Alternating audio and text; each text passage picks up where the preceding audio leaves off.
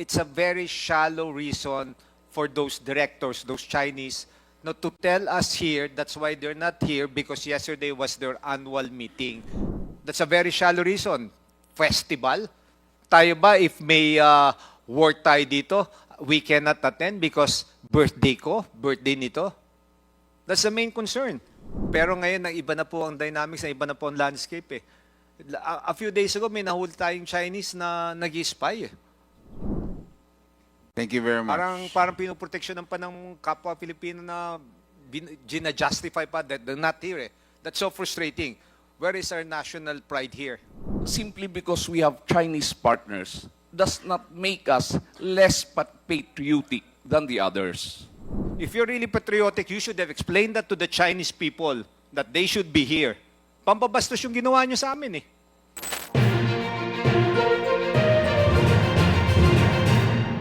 We now proceed to the next interpolator, the Deputy Majority Leader, the Honorable Franz Pumaren. Thank you very much, Mr. Chairman. Just like I think every Filipino's, ang main concern right now is the security issue. Today, or the last 6 months, 8 months, the landscape is totally different now. As we recall, just a few days ago, the PNP was able to apprehend mga spy machines, mga gadgets, and everything. My question here is, tamang sinabi ni Congressman Rufus, was there a violation? But we're talking about national interest. If I may ask the NGCP, what's the nationality of the assistant CTO? If you have. Attorney Paul, are you raising your hands? Is the question addressed to NGCP? Deputy Majority Leader Yes. Franz Pumaren, is that Yes, a yes. question I'm asking to lang if they have an NGCP? assistant, yes, CTO of NGCP. Attorney Paul? Yes, Mr. Chairman, we have an assistant CTO, Engineer Cesar Sanchez. May his soul rest in peace. He is a Filipino citizen. His body is in Iligan now. He just died last week. But he's a Filipino citizen, Mr. Chairman. Okay. Another thing, Mr. Chairman, I noticed it, talagang their main priority to hire the CTO, correct me if I'm wrong, is a Chinese national. Tama po ba? Mr. Chairman, if I may. Please proceed. There is no inclination on our part to specifically hire Chinese as our CTO. As mentioned earlier, Honorable Congressman Pumaren, our CTO now is Engineer Rico Vega, who is a Filipino citizen. Yes, Mr. Chairman, I understand that, but meron pending application. Tama po ba? Wala po, Mr. Chairman. Wala po, Mr. Chairman, considering that he is a Filipino citizen, Mr. Chairman. So walang nakaposisyon right now. A while ago when Congresswoman Stella Kimbo mentioned it, na meron ng aplikante for that particular position. Wala po. Siya po. So ngayon siya po ang CTO namin, Mr. Chairman. Okay, si so Engineer Rico Vega. because as for the national interest, we know for the fact na yung position na yun is very vital. And Mr. Chairman, I just want to manifest, it's a very shallow reason for those directors, those Chinese, not to tell us here. That's why they're not here, because yesterday was their annual meeting. Tama, annual meeting. If they find this hearing very important, dapat lumipad sila ngayon. Second, ang isang reason is it's Chinese New Year. Chinese New Year is January 29.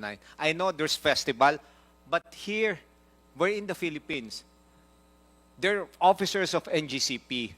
Mas priority ba sa kanila ang mag-enjoy sa festival? I don't think so. Tama po ba yun, Mr. Chairman? Maybe we can hear from them. That's a very shallow reason. Festival? Tayo ba, if may work tayo dito, we cannot attend because birthday ko, birthday nito? That's the main concern. How can you show us na this Chinese, yung heart nila sa Filipinos para tumulong?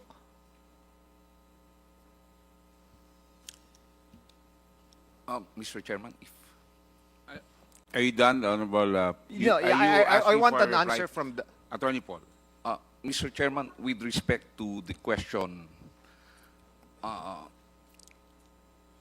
believe, Mr. Chairman, that, and I'm pretty sure they purchased their tickets prior to the receipt of today's hearing.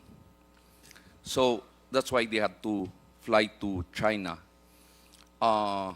As to the concerns being raised by Congressman Pumaren, rest assured we will relay all of those things to our Chinese directors.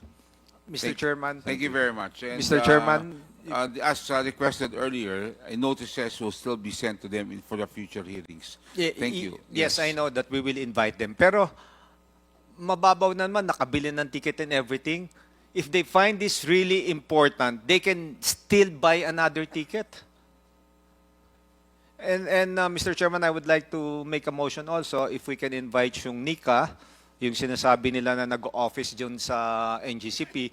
As we all know, I hope I'm wrong, baka they're too comfortable with their setup right now in NGCP. Because like what I mentioned, the dynamics right now totally changed with regards to what's happening here in the Philippines. With regards to, I'm not trying to zero in on the directors or officers of Chinese nationals in NGCP. Pero ngayon, iba na po ang dynamics, iba na po ang landscape. A few days ago, may nahuli tayong Chinese na nag-spy. Diba? So, if we can invite also yung Nika, the one in charge of Nika, or the one assigned to that particular office, para we can hear kung ano po talagang what's happening. Yeah, take note of that. And indeed, the security issue is something that is in, I would say, top of the list, or top of mind of all Filipinos. Yes, the Honorable Franz Pumaren. Yeah, ano lang yun, that's my query lang. It's just so frustrating, you know, those Chinese nationals, parang napaka-special for them, hearing ang Rason Festival, nakabili ng ticket. Don't tell me they cannot afford to buy another ticket if they find this really important. Thank you very much.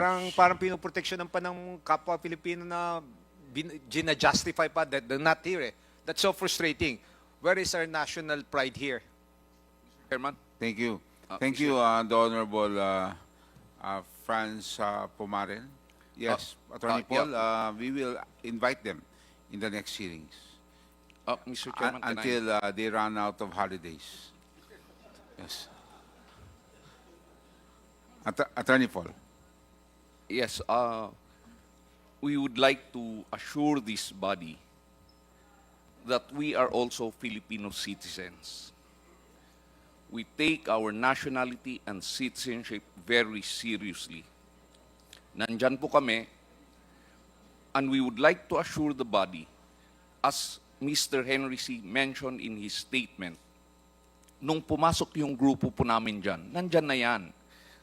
Nandyan na yung mga Chinese. They were part of the bidders. Partners po sila ng MOG more. Now, Mr. Chairman, we would because I keep hearing all of these things, na simply because we have Chinese partners does not make us less patriotic than the others. We would want to assure everybody that we are there, we are guarding the national interest, and it is part of our commitment in our concession agreement and our franchise. The interest of the Philippines will always prevail. Thank you, Mr. Chairman. Thank you very much, Mr. Chairman, Attorney if I may Paul. comment on that statement. Please, You know, you still have the floor. His statement is music to my ears, na talagang patriotic, everything. Pero ang point ko dito, kung talagang may national concern siya dito, ano ba naman, kahit inabot na nila yung Chinese nationals, ano ba naman explain nila that you have to attend that hearing? It's important. It's just a one-day hearing. You can fly back again to China and enjoy those festivals. That's my main concern. Kung talagang sinasabi mong may national pride kayo, may patriotic kayo, in-explain nyo fully to those Chinese that they should be here. Hindi Thank naman you. na January 20 pa yung talagang holiday ng Chinese eh. Thank you very Thank much. you. So, Noted. wag tayong magsalita ng very patriotic tayo in everything. If you're really patriotic, you should have explained that to the Chinese people that they should be here. Pampabastos yung ginawa nyo sa amin eh. Thank you very much, the Honorable Franz, Deputy Majority Leader Franz Pumaren, and your statements are duly noted.